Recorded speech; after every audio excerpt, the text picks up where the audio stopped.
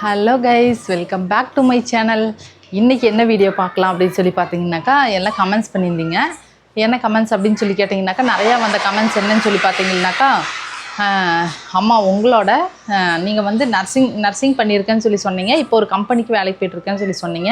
So இந்த work உங்களுக்கு பிடிச்சிருக்கா, அந்த ஒர்க் பிடிச்சிருக்கா அப்படின்னு சொல்லி கேட்டிங்க. அதாவது நர்சிங் ஃபீல்டு வந்து உங்களுக்கு பிடிச்சிருக்கா, இல்லை இப்போ பார்க்குற ஒரு வேலை வந்து பிடிச்சிருக்கா, நீங்கள் என்ன வேலை பார்க்குறீங்க, நீங்கள் எங்கே இருக்கீங்க, கோயம்புத்தூர்னு சொல்லியிருக்கீங்க, கோயம்புத்தூரில் எந்த இடத்துல இருக்கீங்க அப்படின்னு சொல்லி கேட்டிருக்கீங்க.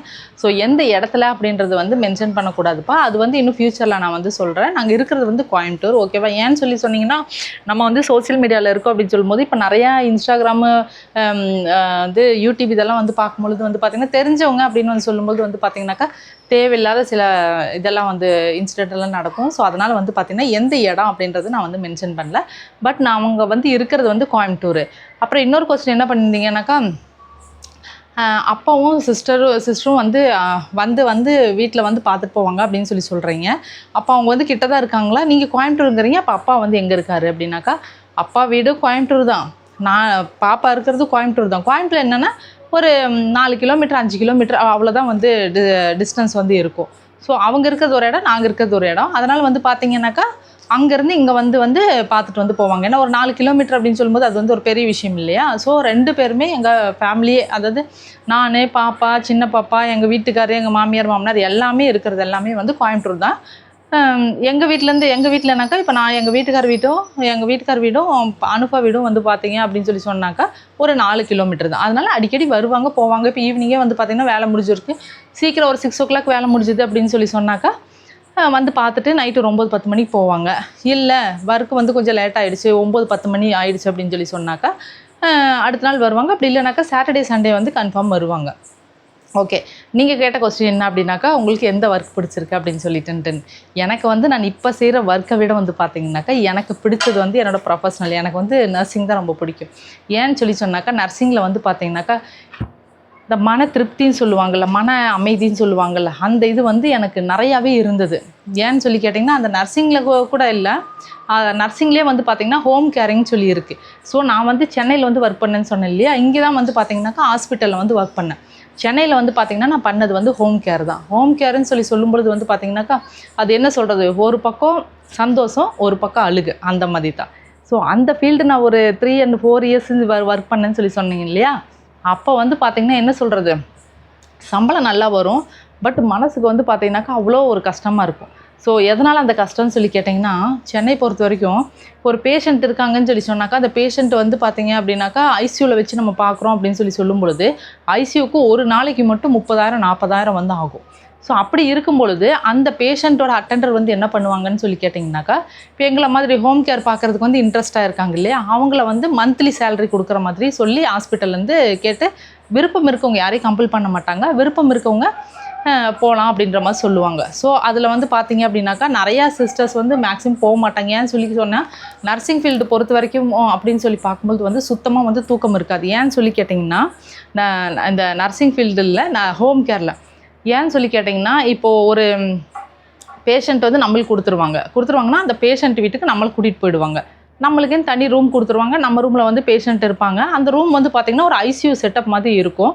ஆனால் அங்கே இருக்கிற பேஷண்ட் எல்லாமே வந்து பார்த்திங்கனாக்கா காம்ப்ளிகேட்டட் கேஸ். அதாவது எப்படின்னாக்கா, ரொம்ப இந்த சிக்காக இருக்கிற பேஷண்ட்டுங்க, அப்புறம் வந்து பார்த்திங்கனாக்கா ரொம்ப நாள் ஐசியூலேயே வந்து வச்சுருக்கணும் இல்லையா, அந்த மாதிரி பேஷண்ட்டுக்கு தான் வந்து கையில் கொடுப்பாங்க. ஸோ அப்படி இருக்கும்போது வந்து பார்த்திங்கன்னா, இப்போ ஹாஸ்பிட்டலில் கூட வந்து ஒரு பேஷண்ட் கொடுத்தாங்கன்னா, அந்த பேஷண்ட்டுக்கு ஏதோ ஒன்று ஆச்சுனாக்கா டக்குன்னு டாக்டர் ஓடி வருவாங்க, பெரிய பெரிய டாக்டர்ஸ் அவங்க இவங்கெல்லாம் வருவாங்க, நம்ம டக்குன்னு மேனேஜ் பண்ணலாம். ஆனால் அப்படி இருக்கக்கூடிய சூழ்நிலையில் ஒரு ரொம்ப ப்ராப்ளம் இருக்க பேஷண்ட் வந்து ஒரு வீட்டில் வந்து நம்ம கையில் கொடுத்து நீங்கள் பார்த்துங்கன்னு சொல்லும் பொழுது, அப்போ நம்ம வந்து எந்த அளவுக்கு ஒரு கேர் எடுத்து பண்ணோம், நம்ம அந்தளவுக்கு எவ்வளோ ஒரு எக்ஸ்பீரியன்ஸாக வந்து இருக்கணும் இல்லையா? ஸோ நான் வந்து இங்கே ஹாஸ்பிட்டலில் இருந்த வகையில் வந்து பார்த்திங்கனாக்கா, நிறைய டாக்டர்ஸ் நர்ஸோட வந்து சேர்ந்து நிறையா ஒர்க் இதெல்லாம் வந்து பார்த்து பண்ணி கொண்டு இது பண்ணதுனால கொஞ்சம் எக்ஸ்பீரியன்ஸுன்றது அதிகமாகவே இருக்குது. எப்பேற்பட்ட பேஷண்ட் கொடுத்தாலும் நான் வந்து பார்த்திங்கனாக்கா கண்டிப்பாக நான் ரெக்கவரி பண்ணிடுவேன். ஏன்னாக்கா ஒரு வேலை வந்து நம்ம படித்து கொண்டு எல்லாம் இது பண்ணி தான் வந்து முன்னுக்கு வரணுன்றதை விட, ஒரு அனுபவம் தான் ஒருத்தவங்களுக்கு வந்து சிறந்த ஆசான் அப்படின்னு சொல்லுவாங்க. ஸோ இந்த ஃபீல்டு பொறுத்த வரைக்கும் எனக்கு அனுபவன்றது கொஞ்சம் நிறையாவே இருக்குது. அதனால் பேஷண்ட் வந்து ரொம்ப கேர் எடுத்து பார்த்துப்பேன். அப்படி கொடுத்த பேஷண்ட்டுங்க வந்து பார்த்தேன் அப்படின்னு சொன்னாக்கா, அங்கே சென்னை பொறுத்த வரைக்கும் வந்து பார்த்தீங்கன்னா எல்லாம் நல்லா நல்ல காசு பணம் நல்லா வச்சுருப்பாங்க, கொண்டிருப்பாங்க. அப்போ அவங்க வந்து சொல்கிற விஷயம் என்ன அப்படின்னாக்கா, சிஸ்டர் எங்கள் அப்பாவை நல்லா பார்த்துக்குங்க, எங்கள் அம்மாவை நல்லா பார்த்துக்குங்க, உங்களுக்கு சேலரி கரெக்டாக அந்த டேட்டில் வந்து கரெக்டாக கொடுத்துருவோம் அப்படின்னு வந்து சொல்லுவாங்க.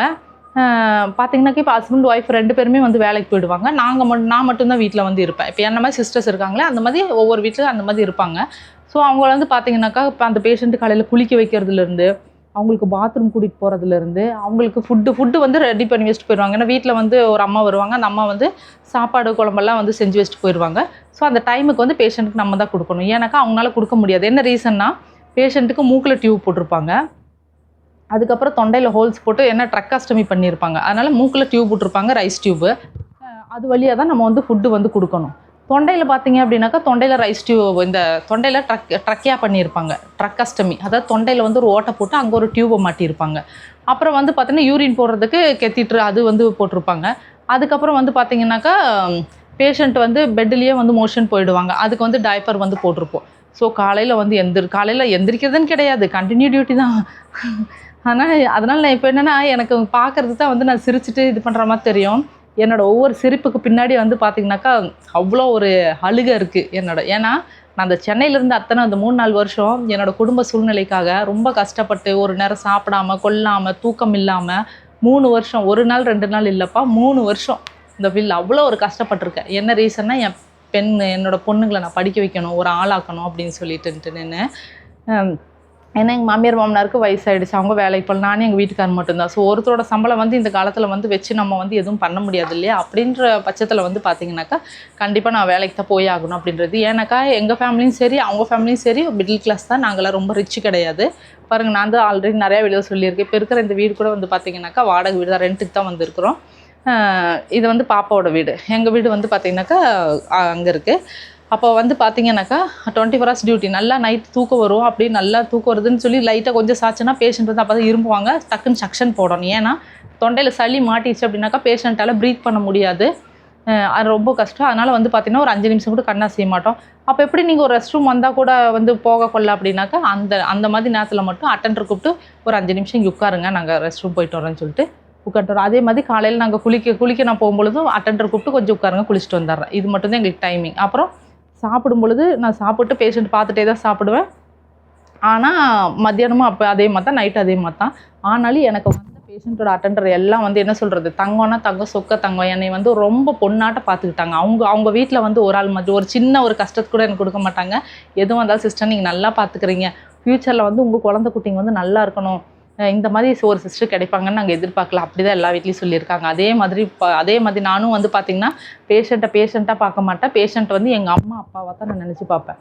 காலையில் எந்திரிச்சோன்னே முதல்ல பேஷண்ட்டை தூக்கி இன்னொரு பெட்டில் படுக்க வச்சு, அவங்களுக்கு மோஷன் எல்லாம் போயிருப்பாங்க, மோஷன் எல்லாம் தொடச்சி கிடச்சி அவங்களுக்கு டைப்பர் எல்லாம் மாற்றி விட்டு, கெத்திட்ரெல்லாம் வந்து பார்த்திங்கனாக்கா கெத்திட்ரெல்லாம் க்ளீன் பண்ணி, அவங்களுக்கு எல்லாம் ஸ்டமக் வாஷெல்லாம் கொடுத்து கெத்திட்ரெல்லாம் நல்லா க்ளீன் பண்ணி விட்டு போட்டு, அதுக்கப்புறம் நல்லா ஹாட் வாட்டர் வச்சு பேஷண்ட் உடம்புல, ஏன்னா பெட் பேஷண்ட்டு முதுகெல்லாம் புண்ணாக இருக்கும். ஹாஸ்பிட்டலில் அவங்க இருந்து கூட்டிகிட்டு வராங்களே, வீட்டுக்கு வந்ததுக்கப்புறம் ரொம்ப புண்ணாக இருக்கும். ஆனால் நான் போய் வந்து பார்த்திங்கன்னா அதிகபட்சம்னாக்கா அந்த புண்ணெல்லாம் ஒரு வாரம் இல்லைன்னா ஒரு 4 நாள் அப்படிங்கும்போது சுத்தமாக க்ளியர் பண்ணிடுவேன். அந்த அளவுக்கு என்ன சொல்கிறது, என்னோடய உசுரை கொடுத்து அந்த பேஷண்ட்டுங்களை நான் பார்ப்பேன். ஏன்னா இப்போ எங்கள் அம்மானா இந்த ஒரு சூழ்நிலையில் இருக்காங்க, அவங்க கஷ்டப்படுறாங்கன்னு சொல்லும்போது அந்த கஷ்டத்தை வந்து நான் பார்த்துட்டு இருப்பேனா, முடியாதுல்ல. அப்படிங்கும்போது நான் ஒரு பெத்த குழந்தைய நான் வந்து எப்படி பார்ப்பேன், அந்த மாதிரி தான் வந்து எல்லா பேஷண்ட்டும் A to Z வந்து பார்த்துப்பேன். நான் சாப்பிட்றணும் இல்லையா, முதல்ல பேஷண்ட்டுக்கு வந்து ஃபுட்டு கொடுத்துருவேன், டைமுக்கு மாத்திரை கொடுப்பேன், பிபி பார்ப்பேன், சுகர் டெஸ்ட் பார்ப்பேன், எல்லாம் A to Z அந்த பேஷண்ட் அவ்வளோ தங்கமாக பார்ப்பேன். இன்றைக்கும் நான் வந்து சென்னை போனேன் அப்படின்னு சொன்னாக்கா என்னை வேண்டான்னு சொல்கிற பர்சனே கிடையாது, வாங்க அப்படின்னு சொல்கிறவங்க தான் இருக்கோம். ஒரு சிலரெல்லாம் வந்து பார்த்திங்கனாக்கா நம்ம போகும்பொழுது ஐயோ வராளாக்க நம்ம கதவை சாத்துவோம் அப்படின்னு சொல்லி இது பண்ணுவாங்க. ஏன்னா நம்ம ஃபேமிலிஸ்லேயே இருக்காங்க, நீங்களும் ஃபேமிலிஸ் தான், உங்களுக்கே தெரியும் இல்லையா. நம்ம கையில் இது இருந்தால் மட்டும்தான் இந்த உலகம் வந்து நம்மளை மதிக்கும். இது இல்லைங்கும் பொழுது அவ்வளோதான்.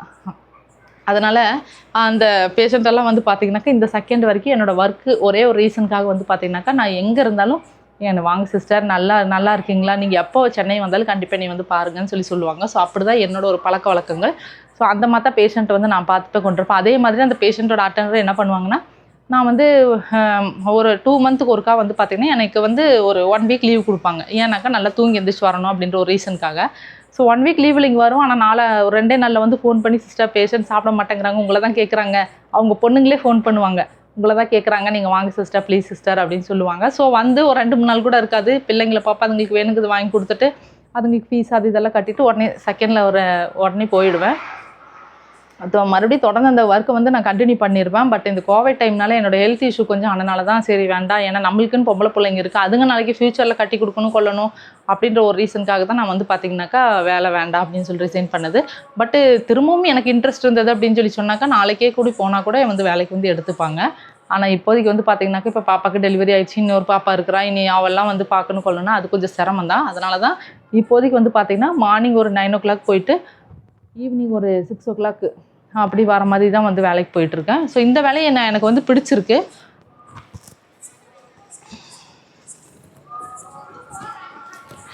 ஸோ இந்த வேலையை எனக்கு பிடிச்சு தான் வந்து செய்கிறேன். இருந்தாலும் வந்து பார்த்திங்கன்னா நீங்கள் கேட்டிங்க இல்லையா என்னன்னு சொல்லிட்டு 2 ஒர்க்கில் உங்களுக்கு எந்த ஒர்க் வந்து ரொம்ப பிடிக்கும்னு சொல்லிட்டு.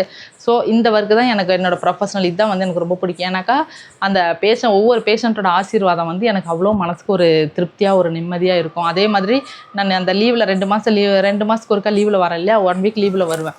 ஸோ அந்த லீவில் வரும்பொழுது என்ன செய்வாங்க, எனக்கு ட்ரெஸ்ஸு, என் பிள்ளைங்களுக்கு ட்ரெஸ்ஸு எல்லாம் எடுத்து கொடுப்பாங்க, ட்ரெயின் டிக்கெட் புக் பண்ணி கொடுப்பாங்க.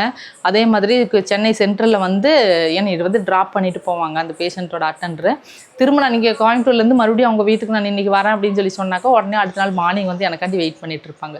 ஸோ 40 பேர் ஃப்ரெண்ட்ஸ் வந்து கெட்டவங்களாம் நம்ம கூட வச்சுக்கிறதுக்கு ஒரு 4 ஃப்ரெண்ட்ஸ் நல்லவங்களாம் வச்சுக்கிறது ரொம்ப சந்தோஷம். என்ன தான் நம்மளுக்கு சொந்த பந்தம் இருந்தாலும் கொண்டாலும் வந்து பார்த்திங்கன்னா இருந்தும் இல்லாமல் இருக்கிறத விட இந்த மாதிரி ஒருத்தர் நிறையா பேர் வந்து நம்மளுக்கு கிடைக்கிறது வாழ்க்கையில் வந்து எவ்வளோ ஒரு சந்தோஷம். ஏன்னா எல்லாமே ஃபேமிலிஸ் தான். உங்களுக்கு குடும்பம் இருக்குது, குட்டி இருக்குது, குழந்தை குட்டிங்களும் இருக்குது, உங்கள் ஹஸ்பண்ட் இருக்காங்க, அக்கா தங்கச்சிங்க இருக்காங்க, அண்ணன் தம்பிங்க இருக்காங்க, சொந்த பந்தங்க எல்லாமே இருக்காங்க கொள்கிறாங்க. ஆனால் நிறையா வீட்டில் பார்த்திங்கன்னா சொந்த பந்தம்னு சொல்லி இருப்பாங்க, அதெல்லாம் வந்து பேருக்கு தான். கரெக்டாக நான் வந்து சொல்கிறது உங்களுக்கு நல்லா புரியும்னு சொல்லி நினைக்கிறேன். ஏன்னாக்கா உங்களில் நிறையா பேர் வந்து அந்த மாதிரி தான் இருப்பீங்க.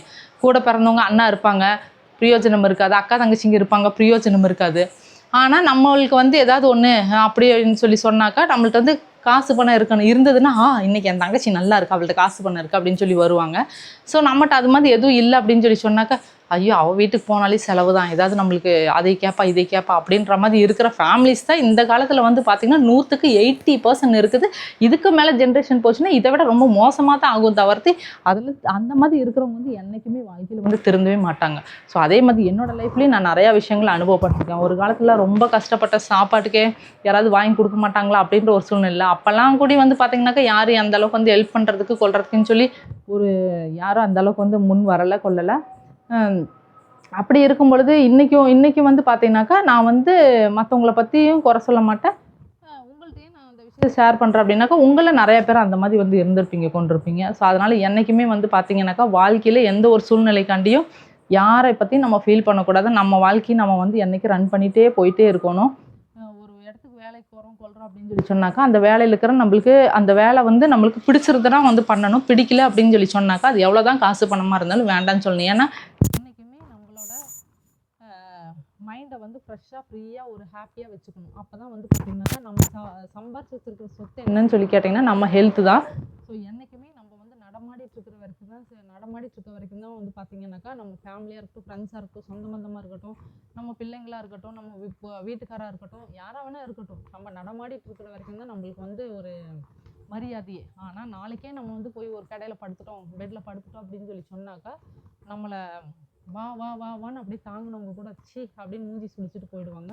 அதனால் என்றைக்குமே வந்து பார்த்தீங்க அப்படின்னு சொல்லி சொன்னாக்கா உங்கள் உடம்பு வந்து பார்த்துக்குங்க. என்றைக்குமே நம்மளுக்கு நகை நட்டு காசு பணம் சேர்க்கறது முக்கியம் கிடையாது. வயிற்றுக்கு வந்து திருப்தியான சாப்பாடு, வயிற்றுக்கு வந்து சாப்பாடு நல்லா சாப்பிட்டு பாருங்கள், நல்லா ஹெல்த்தியானதாக எடுத்துக்கோங்க. ஏன்னாக்கா நம்ம நல்லா இருக்கிற வரைக்கும் தான் எல்லாத்துக்குமே. நம்மளுக்கு ஏதாவது ஒன்றாக்கா நம்மளுக்கு வந்து பார்க்குறதுக்கு ஆள் இல்லை. ஸோ உங்கள் எல்லாத்துக்கும் நான் சொல்கிறது வந்து புரிஞ்சிருக்குன்னு சொல்லி நினைக்கிறேன்.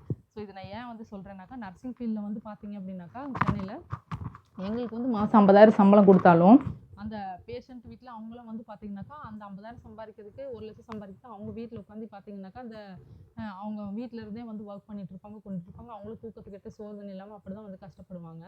அதே அவங்க அப்பா அம்மா அந்த நான் பார்க்குறது வந்து ஒரு ஜென் பேஷண்ட்டாக இருக்கட்டும், ஒரு லேடி பேஷண்ட்டாக இருக்கட்டும், அவங்களாம் ஒரு காலத்தில் கோடீஸ்வரராக இருந்திருப்பாங்க கொண்டிருப்பாங்க. ஆனால் எவ்வளோ காசு பணம் அவங்களுக்கு இருக்குது, அவங்க பசங்களும் சம்பாதிக்கிறாங்க, மகன் எல்லாமே சம்பாதிக்கிறாங்க. அவங்களும் சம்பாரிச்சு அந்தளவுக்கு அவங்க ஃப்யூச்சருக்கு தேவையானது எல்லாம் வச்சுருக்குறாங்க. ஆனால் அவங்களால வந்து பார்த்தீங்கன்னாக்கா ஒரு வாய் சோறு வந்து சாப்பிட முடியாது. அந்த சாப்பாடு கூட மிக்சியில் அடித்து டியூப் வழியாக தான் நாங்கள் மூக்கு வழியாக வந்து உள்ளே கொடுப்பேன். அப்போ அந்த பேஷண்ட் வந்து ஒரு சில பேஷண்ட் வந்து நல்லா பேசுவாங்க. அப்போ அவங்க வந்து சொல்லுவாங்க, ஏன் உங்களுக்கு இந்த மாதிரி சூழ்நிலைன்னு சொல்லி நான் வந்து கேட்பேன். அவங்க ஃப்ரீயாக இருக்கும்போது நல்லா ஜாலியாக என்கிட்ட பேசுவாங்க. சிஸ்டர் உங்களுக்கு ரொம்ப எனக்கு பிடிச்சிருக்குது கொண்டிருக்கு. நான் வந்து கேட்பேன், எப்படிமா உங்களுக்கு இப்படி ஆச்சு கொண்டுச்சுங்கும் பொழுது, நாங்கள் வந்து கஷ்டப்பட வேண்டிய வயசில் வந்து கஷ்டப்பட்டோம். ஆனால் கஷ்டப்பட்டமே தவிர்த்து அதுக்கு அந்த கஷ்டப்படுறது சாப்பாட்டுக்கு தான் அப்படின்றத நாங்கள் வந்து உணரலை. அப்போ வயிற்றுக்கு நல்லா நான் சாப்பிட்ருந்தேனாக்கா இன்றைக்கி வந்து நான் படுத்திருக்க மாட்டேன். இப்போ வந்து பார்த்தீங்கன்னாக்கா எல்லாம் சம்பாரித்து வச்சுட்டேன், ஆனால் என்னால் சாப்பிட முடியல அப்படின்னு சொல்லி நான் எத்தனையோ பேஷண்ட்டை பார்த்துருக்கேன். அத்தனை பேஷண்ட்டு சொன்ன ஒரே ஒரு வார்த்தை இதுதான். அதனால் உங்கள் வாழ்க்கையில் நான் என்ன சொல்ல வரேன்னாக்கா, என்னதான் நம்மளுக்கு நேரம் காலம் கிடைக்கலனாலும் அதுக்குன்னு சொல்லி டைம் ஸ்பெண்ட் பண்ணி நம்ம காலையிலேருந்து நைட்டு 24 மணி நேரம் ஓடுறது, வீட்டு வேலை செஞ்சாலும் வெளி வேலை செஞ்சாலும் என்ன செஞ்சாலும் நம்ம வந்து இந்த அரஜான் வயிற்றுக்கு தான் கஷ்டப்படுறது. ஸோ என்றைக்குமே வந்து பார்த்திங்கன்னா என்ன வேலை இருந்தாலும் அதெல்லாம் அப்படியே தள்ளிட்டு முதல்ல வயிற்றுக்கு ஒரு கஞ்சியாக இருந்தாலும் கறி மீன் தான் சாப்பிடணும் கொள்ளணும்னு சொல்ல, ஒரு கஞ்சியாக இருந்தாலும் வந்து பார்த்தீங்கன்னாக்கா வயிற்றுக்கு கொடுத்துட்டு அதுக்கப்புறம் மற்ற வேலைக்கு வந்துடும். இந்த வீடியோ பிடிச்சிருந்தேனாக்கா இந்த நர்சிங் பற்றி கேட்டீங்க, அது சொல்கிறது தான் வந்து அப்படியே பேச விட்டா நான் பேசிகிட்டே இருப்பேன் நிறையா விஷயங்கள். ஸோ இந்த வீடியோ உங்களுக்கு பிடிச்சிருந்தனாக்கா லைக் பண்ணுங்கள், ஷேர் பண்ணுங்கள், கமெண்ட்ஸ் பண்ணுங்கள், சப்ஸ்கிரைப் பண்ணுங்கள், கூட இருக்க பெல் ஐக்கானை மறக்காமல் கிளிக் பண்ணுங்கள். அப்போ தான் நான் போடுற ஒவ்வொரு வீடியோவும் உங்களுக்கு நோட்டிஃபிகேஷனில் வரும். ஸோ இன்னும் தொடர்ந்து அதிக வீடியோ வந்து போடுறதுக்கு உங்களோட சப்போர்ட்டு எனக்கு. ஓகே, பாய்.